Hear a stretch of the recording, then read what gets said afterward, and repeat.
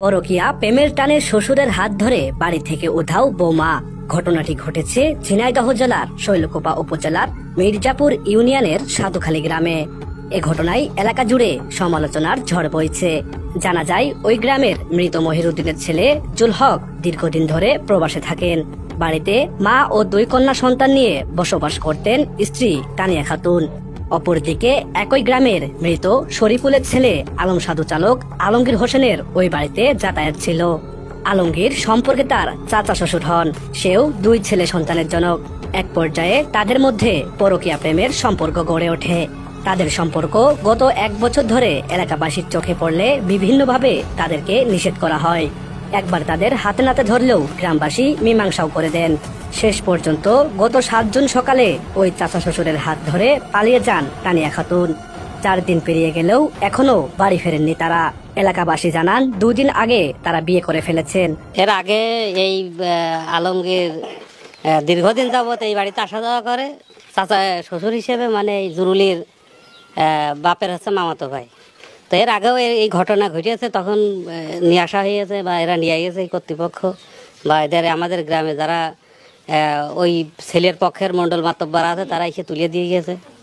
তো এখন জুরুলের এই বাড়িতে যে আলমগীর দীর্ঘদিন আসে, আজকে কালকে না, এবং সে বিভিন্ন সময় আমরা এলাকাবাসীর পক্ষ থেকে সামরিকভাবে প্রতিবাদ করেছি, মৌখিকভাবে, কিন্তু তাতেও কোনো কাজ হয়নি। এবং নিয়ারেস্ট মনে হয় মাসখানিক আগে আর একবার ঘটনা ঘটিয়েছে। সেই ঘটনা জানাজানি হওয়ার পরেই ফেসবুকে একটা পোস্ট করা হয়।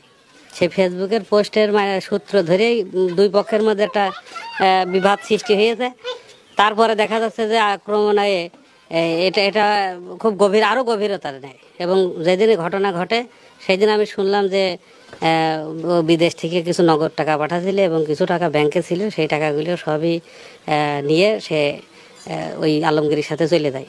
কিন্তু আসলে যে সমাজ, আমরা তো সুশীল সমাজের মানুষ, এই সুশীল সমাজটা যারা অশান্ত রূপ নিচ্ছে, যারা আমাদের সমাজের কর্তৃপক্ষ আছে, ইউপি সদস্য বা গ্রাম যারা মাতব্বর আছে, এরা যদি সঠিক বিচার না করে, এরা চাচ্ছে যে এই ছেলে এবং মেয়েকে যার যার জায়গায় ফিরাই নেয়। কিন্তু বারবার একটা মেয়ে এই ঘটনা ঘটাবে, বারবার একটা ছেলে এই ঘটনা ঘটাবে, আর আমরা সেটাকে প্রতিবাদ না করে যাদের সাপোর্ট করছি, এটা আমি ব্যক্তিগতভাবে এর প্রতিবাদ জানাই।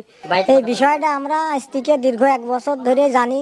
এর আগেও ধরামরা পড়েছে, পড়ার পরে দেখা যাচ্ছে যে কথা আমরা অনেক দিনটাই জানছি যে এখানে সে আসা যাওয়া করে, বাজারঘাট করিয়ে দেয়, এইভাবেই চলাফেরা করে তার চাচা শ্বশুর জরুলির আত্মীয় তারা, সেই হিসাবে আসা যাওয়া করে। আমরা ভাবি যে ভালোভাবে মানে আসা যাওয়া করছে, এইভাবে করতে করতে মাঝে 1 তারিখ নিয়েও যায় নাকি আমরা শুনতে পারলাম, নিয়ে গেছে সে।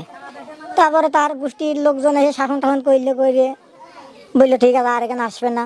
এইভাবে চলাফেরা করতে করতে দেখা যাচ্ছে আজকে গত 3 দিন 4 দিন হয়ে গেল আবার নিয়ে গেছে। টাকা পয়সার বিষয়টা আমার বাড়ি একটু দ্রুত, আর বলছে টাকা পয়সা গহনা নিয়ে গেছে।